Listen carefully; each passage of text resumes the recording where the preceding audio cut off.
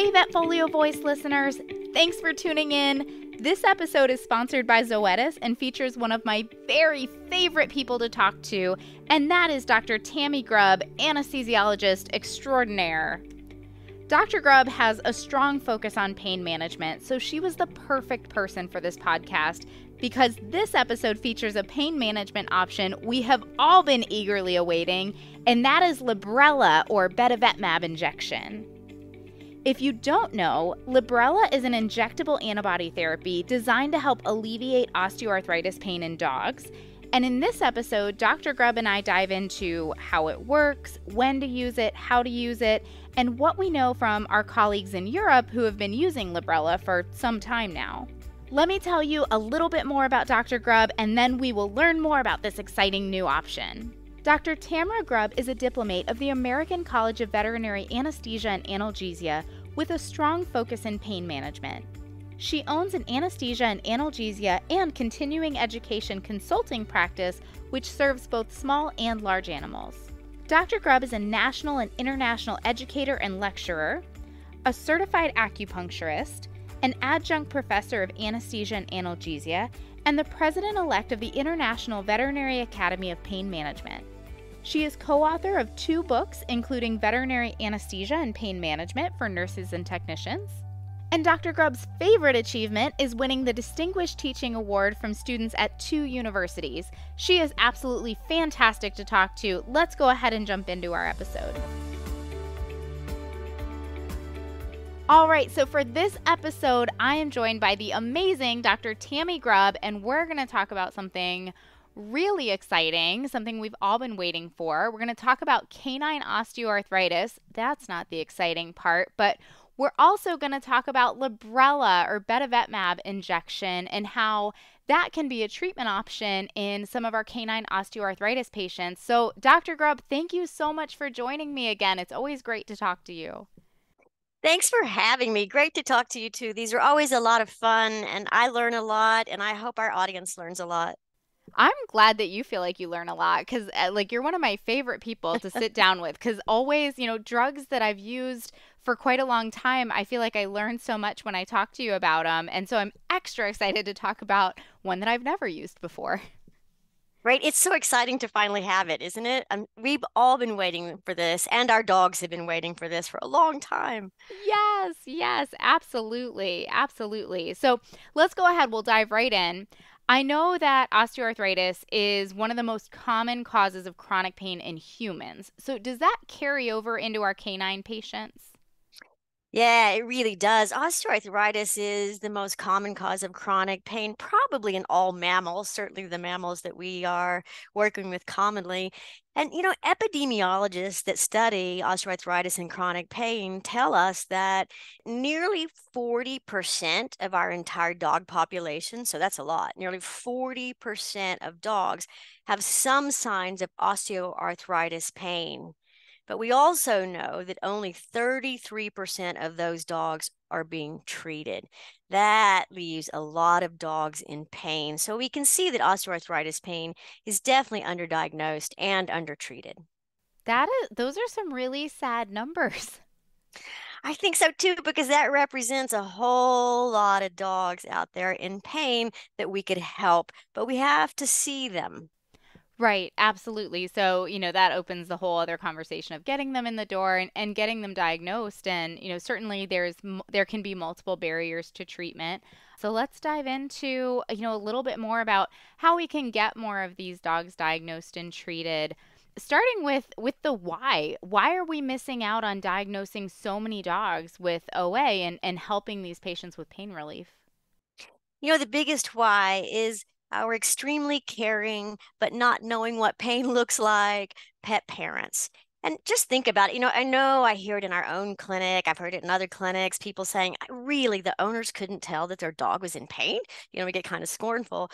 But just think about it. If you did not know what pain looked like, if you'd never been in pain, you'd never had a pet in pain, how would you know what pain looks like, because they don't communicate with us the way we communicate with each other. I mean, we tell each other if we're in pain. I'm going to make sure everybody knows exactly how I feel. But my dog doesn't do that. And owners or pet parents, whichever you like to call them, I'm sure you've experienced the same in your practice. What they think chronic pain looks like is the dog crying or the dog not eating. And so if they are not crying and still eating, the owners don't know what pain looks like. And we all know that crying, it can occur with acute pain or maybe an acute exacerbation of chronic pain. But any of us in chronic pain, including our dogs, we're not crying all the time, right? Even if we're in pain. And then I would agree with an owner that if a dog stops eating, something's wrong and it could be pain. But they will eat right up until the last minute, many of them, because they eat for survival. So getting the owners to see that what pain looks like in animals is the impact of pain on that animal. So what we see then is changes in behavior, pain type behavior, withdrawing, or maybe becoming aggressive, depending on the pet. And we see changes in mobility, right? They can't move around like they could before, but owners often think that that's just slowing down with age. And we can age and not be painful. So finding a way to teach owners that behavior changes and mobility changes are indicative of pain would help a lot of owners see pain and then bring those dogs into us so that we can treat them. But without the owners, it's almost hopeless for us. Like you said, there's kind of a lot to consider here because we have to get the owners to recognize the pain so that they can relay what's going on to us at home. But also when we're talking about implementing treatment options, I mean, an owner's not going to treat their dog if they don't buy into the fact that no, this really is pain. And I think you're right on track there with what I've seen clinically. I mean, how many times have I had the conversation in the exam room with owners of, if you had pain in your leg, would you cry out every time you took a step? Well, probably not. Now, me, I might. I'm kind of a wimp, but many, many owners, many people, you limp and, you don't weight bear, and that's kind of the sign that you're in pain or, you have an altered gait or something like that. It's not the crying out and the not eating. I have that talk sometimes with owners about dental pain where they'll say, well, they're still eating fine. And I say, well, let me tell you, if I had a sore tooth, I would not stop eating. It would take a whole lot more than that to get me to stop eating. So, yeah, getting this message across so that we can have owners recognize it and relay to us what's going on at home, that their pet is in pain, but also be willing to treat when we're suggesting these options to help manage the pain. Right, absolutely. And I think I'm just going to bring it back in. The new drug, the Librela injection, really helps us with that because it gives the owners another option. They don't have to give pills every day. Or if for some reason, like if the dog is on a non-steroidal anti-inflammatory drug, which is also a very powerful drug class, and that can be once a day. But what if it's not working or the dog, it's contraindicated? So we pick a lesser potent drug like gabapentin. That's 3 times a day. Right? So getting the owners to even want to try treatment sometimes can be quite difficult. So having another option where it's a once monthly sub-Q injection, I think that really opens up our communication with the owner on we have these options to treat your dog for pain. And yes, we think it's pain. And I've heard it so many times, and I know you have too. Yep, doc, he's limping, but he's not in pain. Yes. Oh, so many times. Right. I don't know. Unless one leg is shorter than the other, I don't know why else they would limp. But then having this option to say, we can give this sub-Q injection, we think it's pain, let's see how the dog responds to a pain relieving drug. And so it's, just another way to get these patients treated. I agree with you all about the options there because, different patients require different things and have different contraindications. And, some dogs, let's face it, you can't pill them. And so, sure, maybe, you put them on a potent pain reliever and it makes a big difference. But that now, we're damaging human animal bond and the relationship between the owner and the pet because they're having to give these pills and the dog hates it. So being able to really adapt our treatment plan to our individual patient and have all of these options available is so important. I completely agree about the human animal bond. And so often that is what breaks it. It's not the disease itself. And I'm calling pain a disease, right? We know chronic pain is a disease. Again, we can't cure osteoarthritis, but we can control the pain. So we're controlling the disease, the pain. And that really, the pain itself obviously isn't good for the human animal bond, but having to treat, again, especially multiple times per day, and those little dogs that will not eat pills in their food, won't take pills, so you're having to shove them down their throat, and an owner will quit us in a finger snap, right? Because they don't want their dog hiding under the bed from them. And I don't blame them. I don't want my dog hiding Yeah. under the bed either. So, yeah, multiple treatments, and especially again, those drugs that even aren't even that potent really are, it's not a great option for us now that, especially now that we have something way better. Yes, yes. And I'm looking forward to talking about that some more. So let's go ahead and jump into that. So tell us more about Librela or Betavetmab injection. We know it's indicated for the control of canine OA pain, but tell us more about it. What is it? How does it work? What are some of the advantages of using it? So, yeah, lots of excitement about this new drug. It is a brand new drug class for treating osteoarthritis pain in our pets.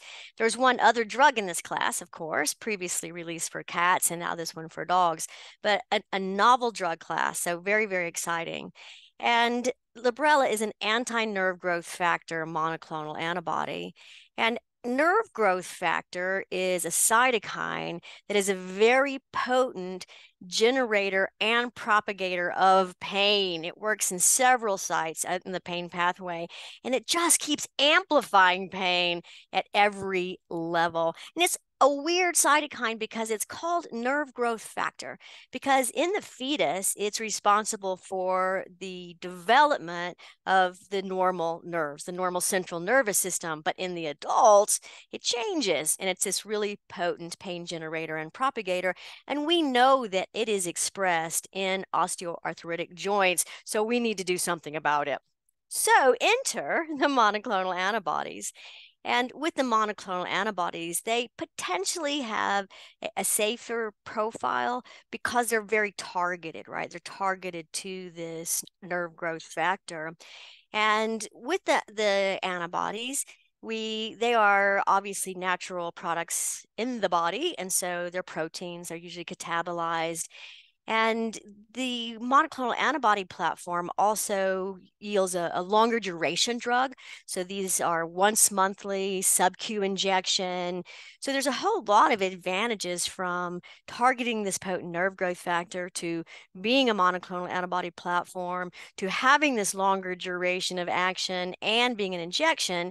So now the owners don't have to give pills at home. So it really fills this huge gap, both for its target, the nerve growth factor, and all the things that the antibodies bring to a drug platform. So much excitement about Librela. Yes, it is so cool. I think it's just been so long awaited to be able to use it because I know, at least speaking from my own point of view, I've become more and more comfortable with that monoclonal antibody platform, like you're talking about with drugs like Cytopoint or Silencia, which is frunevetmab injection, and some of the other options that we have out there. And so the idea of having another option out there where we can use for canine OA is really exciting. But even so, when we talk about bringing a new product, a new drug onto our shelves and using it in our patients, there can naturally be a little bit of apprehension there. But I understand that this isn't necessarily new. It might be new for us here in the US, but I understand it's been on the market for over 2 years in countries outside of the US. So, is that where a lot of this clinical data that we have so far has come from? What have we heard from countries that have been using it so far? Oh, you're so right. And I have been so jealous for 2 years. I think we should always be first. I wanted to be first. And now I'm kind of glad that we weren't because you're right. We have 2 years worth of data from several European countries in the UK and Brazil. It's been in Canada for longer than we've had it. I mean, lots of other countries that have had this drug. And in fact, I saw some data that said something like 4.6 million doses, over 4.6 million doses have been distributed in the EU. I mean, that's crazy. And I know not all of those are in dogs, right? Some are on the shelves, but as vets, we don't like to have a lot of inventory because that costs money. So Sure. I think many of those are in dogs. So just building off the experience of the rest of the world, we see exactly the profile, we see the trend from the safety and efficacy studies. So very efficacious, high safety margin, and not just seeing it in the research dogs, but like you just said, seeing it from our colleagues around the world. And I was driving some of my colleagues in the UK crazy at first. I was like, "Are you sure it's working? Are there adverse? What's going on?" And finally, my friend just said, "Stop, Tammy. Just wait till you get it in the US and use it. And once you use it, you'll see how wonderful it is. So just stop, stop." So I owe him a beer. Yeah, and of course, like so many of these things, seeing is believing. And especially after my experience with being able to use Silencia, which of course is indicated for OA pain in cats, and seeing the impact that it had on one of my very favorite feline patients. I think I would have been doing the same thing of going, but tell me more. But I need to know, like, how I need to get myself even more excited than I already am, if if that's possible. Right. Right. And you're right. I think that's helped us all a lot with Silencia or Frunevet mab. Those are always hard for me to say. Silencia Yeah. Frunevet mab injection approved for cats. We've seen it just be miraculous in some cats and have a good effect in most cats. So it really is so ready for the drug to come onto the market. And yeah, really high efficacy. And, we know again from some market research that in the UK, 75% of the OA treatments from veterinarians in dogs are just the Librela alone. So that can eliminate or at least decrease the need for polypharmacy. Because I'm not saying 100%, right? There's sources of pain that may need other treatments. So it's really obviously very effective. And the the main adverse effects are exactly what's on the label, and that is urinary tract infection, bacterial skin infection, and dermatitis, and all of those in a low percentage and really no different from the placebo or minimal differences. So yeah, so far it's really fairly amazing. That's really amazing and really exciting. And I'm particularly interested in what you said about eliminating the polypharmacy, because we talked a little bit earlier about, some animals who might be hard to pill or may have contraindications for certain drugs. Of course, there's financial considerations to keep in mind. So, sometimes I feel very fortunate that we have a lot of options in our arsenal against arthritis here in the dogs that we're treating. But to be able to actually eliminate some of those options sounds even better. Right, or at least to decrease them for sure. They may not be eliminated in all patients, but the only other drugs that are FDA approved in the US are nonsteroidal anti-inflammatory drugs, and I'm talking about approved for osteoarthritis and Adequan. And although Adequan has a role, it's not a really potent drug. Like the only really potent and predictable drug classes are the nonsteroidal anti-inflammatory drugs and the anti-nerve growth factor monoclonal antibodies. So anything else that we have to add on is just like, I hope this works. Sometimes it does. And I'm not the only one that says this. I encourage everyone to download the 2022 AHA pain management guidelines.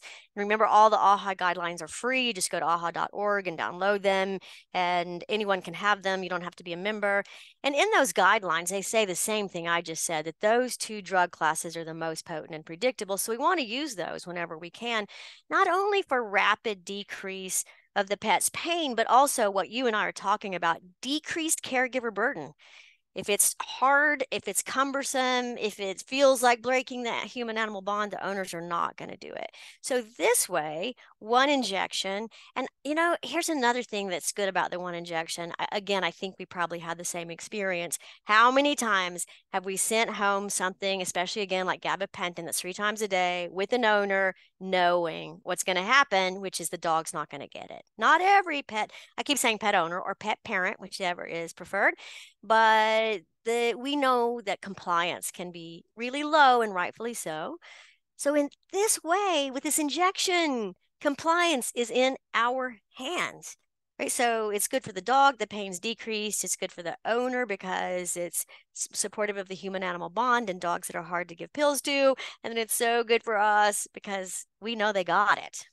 Absolutely, absolutely. And clearly you had me convinced here pretty early on. Did I have you at hello, Cassie? You did. You did. You always do, Tammy. But, thinking from the whole team approach, because, if we're talking about giving an injection, sometimes those appointments might fall to veterinary technician, technicians, or, if a client were to call in and ask about this over the phone, maybe our CSRs are talking about this. And of course, we have practice managers who are helping to make some of the financial decisions. So thinking about this from a team approach, how do we get the whole team as excited as we are right now?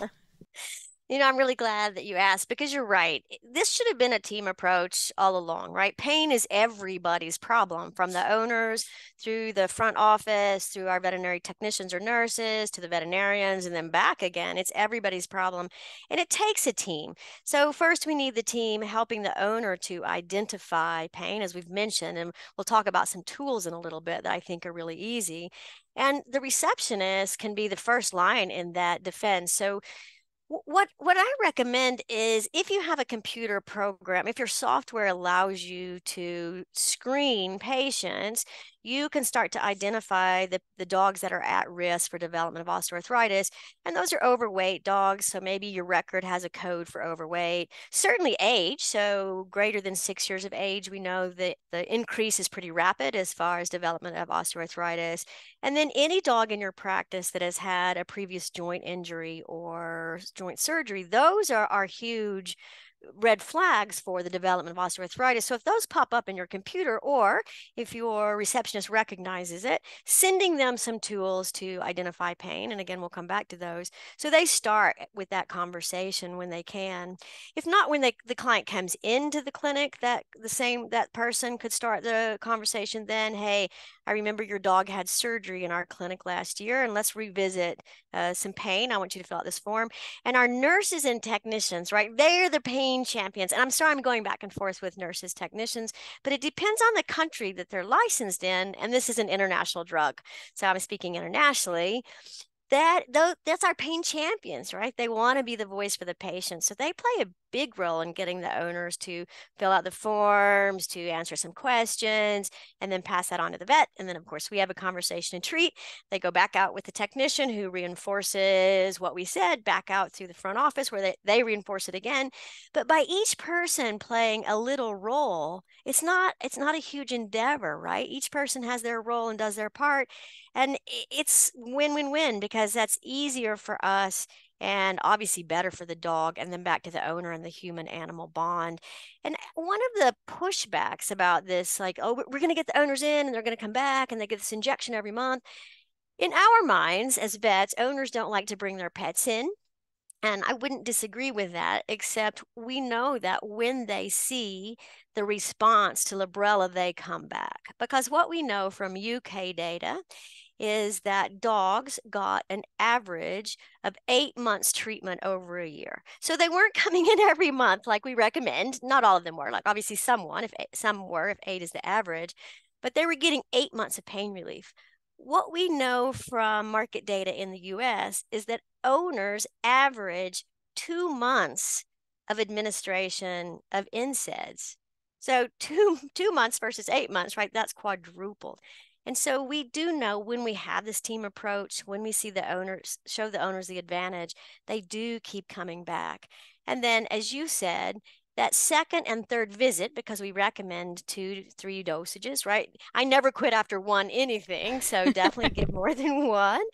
And those in many practices are technician appointments, because you're right, that's faster. The owner can get in, get their injection, and then get back out. Although I do recommend that the technician still score that dog for pain using the tools that we'll talk about. But yeah, it can be really, really streamlined. It is a sub-Q injection. So yes, we can use our veterinary professional staff to do that. Absolutely. And I want to bring you back around to those resources there, talking about scoring and things like that, because that can help with our initial diagnosis, and then certainly with the monitoring, especially if maybe we do have an owner who's saying, I don't know if I want to keep bringing them in. This is kind of a pain in the neck to keep making this appointment. Using some of these resources to explain the type of benefit that their pet is getting, and show them, like, hey, your pet was here, now we're here. It can be very convincing. So let me bring you back around to those resources real quick. Absolutely, we need to talk about the resources. And I'm going to tell you that Zoetis has my favorite set of resources. And I'm not saying that because this is a Zoetis drug, but Zoetis has been focused on relieving pain of osteoarthritis for a really, really long time. And they have a lot of tools for us as veterinarians So if you go to librellavetteam.com, librellavetteam.com.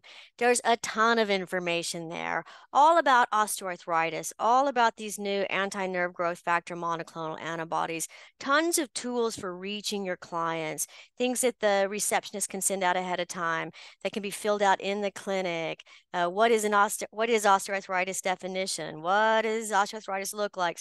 So many tools to help us get started, and they're very simple. Like most of them are one page. So please go there. And my two favorite things are the osteoarthritis checklist, and it's 6 questions about your dog's behavior, social ability, mobility. Has it had any previous joint injuries or surgeries, like we've already mentioned? Really quick, check, check, check, check. Very fast for the owner to fill out, and they give us a ton of information.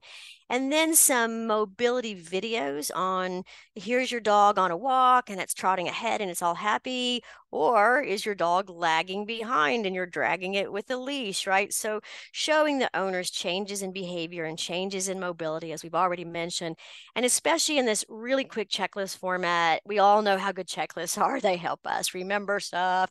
And then in this video format where you see yourself with your dog and what its mobility is like, they are so fast for anybody in the clinic to fill out, including the owner, and they are really game changers. They keep us focused. They keep us asking the right questions. Checklists are fast, so we think it can be, so time consuming to diagnose osteoarthritis pain, but using the checklist and the mobility videos, it's really not. And when the owners come in with the idea that their dog might have pain, they are so much more receptive than when we say, hey, your dog might have pain. And they say, no, it doesn't. And we go, yeah, it does. And they say, no, it doesn't, doc. If it did, I would bring it in for pain, right? We've offended them. So if they come in with this, hey, doc, I'd like to talk to you about these few things. Could this be pain? Oh, Cassie, it's just like the sun comes out. I mean, it's just so much easier to talk to the owner and so much faster. So those checklists and mobility videos, those are the ones that we send out ahead of time for the owners to fill out at home.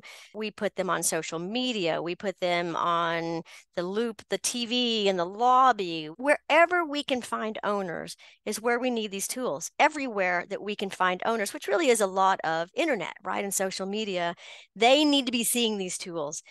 We know they're going to go to the internet, so let's get these tools where they can find them on the internet. Again, whether it's the clinic Facebook page or clinic web page or whatever owners go to, we need these tools out there because they really work.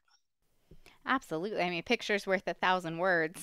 Yeah, it really is. And it's like getting the owner to see their dog lagging behind on the walk. Like, if you go to a car dealership, they want you to see yourself in the car. So they want you to sit in it and put the sunroof down, right? It's kind of like that, except we're diagnosing pain instead of buying a new car. So maybe not as much fun, but sure is good for the dog. The other thing I really recommend, and I bet you do too, is having owners take home videos of their pets being mobile, right? Not just cute costume pets, but walking, trotting, jumping, going upstairs, playing ball, whatever that dog does that indicates its mobility, because we all know that they're not going to be very mobile in the clinic. We're not going to see those mobility changes. And also, there are specific behavior changes. Here's my little white dog hiding under the bed, and it never used to do that. We need to see those. And then when it comes back to the efficacy of our treatment, and we're talking about Librela here, we can show the owner, here's the video you sent me before we started Librela, and here's the video after, and look at the difference, right? This is amazing. And also, once the effects kind of peak out and the dog's doing well, sometimes owners will say, this drug isn't working anymore. And we can say, not working? Well, it's not any better. Is he worse? Well, I don't know. And we can go back to that first video and say, does he look like this? And they say, no. Okay, then it's still working. See you in a month. So the videos are incredibly helpful too. Absolutely. Oh, yeah. It's kind of one of those like, well, he wasn't having seizures anymore, so I stopped giving the seizure medication. It's like, no, the seizure medication is working. That's right, why exactly. he's not having seizures. Right. Not how you want to find out it was working, but yep, we've all had that happen. Oh, absolutely. Absolutely. Well, I certainly want to make sure and ask about side effects here with maybe what our colleagues have seen in the UK and what the research study shows. What are we looking at in terms of side effects that we should be aware of, both in our patients and as cautions to the veterinary professionals who are administering this drug? Great question. And that's so important. To me, every time we talk about the efficacy of a drug, we should always talk about the safety because it's two sides of the coin, right? We're giving the drug and we could see either side. The main adverse reactions that are being seen are urinary tract infections, bacterial skin infections, and dermatitis. And those were really not significantly different or not very significantly different from the control group. So seen in the placebo group as well. As far as contraindications, there's really only two. And the first one is any patient that has a known or any dog patient, obviously, that has a known hypersensitivity to bed and vetmab. And then the second one is any dog that would be used for breeding that is pregnant or that is lactating. Because remember, nerve growth factor is important for normal fetal central nervous system development or nervous system development. So we wouldn't want those fetuses to come in contact with that drug. So those are the only two contraindications. And there's also a user safety warning with Librela, and that is that we recommend, or Zoetis recommends, that if pregnant women or lactating women or women who are planning to become pregnant are injecting the drug, they be very, very careful that they don't self-inject and expose themselves to the nerve growth factor. Now, that's not just a needle prick, right? You would have to inject the drug, but still we want those women to be very careful and not do that. And then, as you and I have already talked about, this is a team approach. So there is somebody else in the practice likely that can give a sub-Q injection. And yeah, that's pretty much it. And all of that is on the label, the product information for Librela.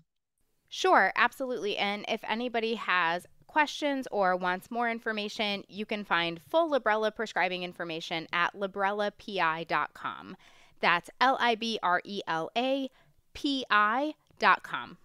And just because we mentioned Solensia earlier as, being used in felines, what are the safety recommendations for that one? Oh, yeah, great. Glad we brought it back up. So Solensia has the exact same contraindications as for Librela. So you wouldn't use it in a cat that was pregnant or meant for breeding or lactating, and also a cat with known hypersensitivity. And then the same human recommendation that a person giving the drug not self-inject, and if you're pregnant, probably better to have somebody else do it.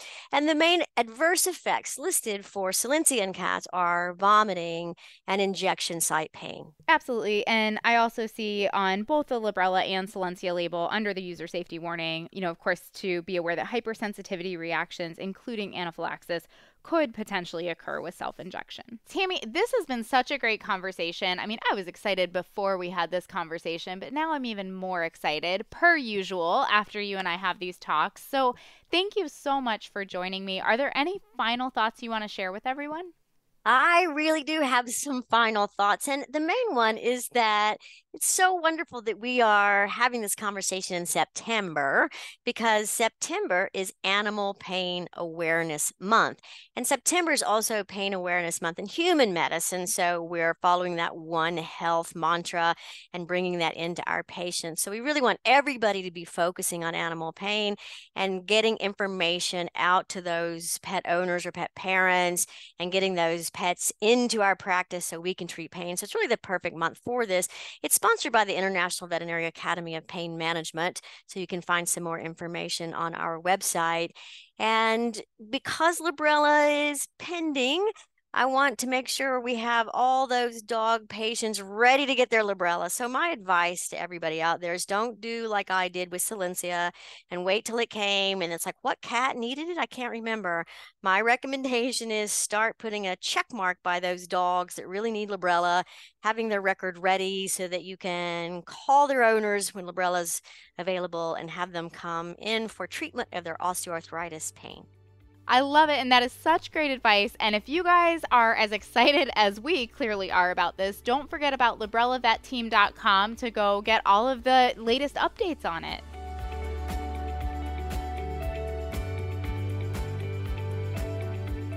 Well, I hope everybody else is as excited as I am for this new option in osteoarthritis management for our canine patients.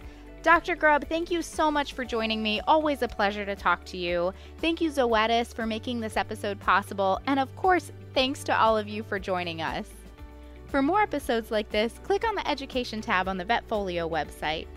As always, we'd love to hear your input on this talk, as well as ideas for topics you'd like to hear from us in the future. Feel free to reach out to me at dvm@vetfolio.com. You can also visit my Facebook page at Dr. Cassi DVM, and you can find me on LinkedIn. And remember, if one animal is better off because of you today, it's a great day.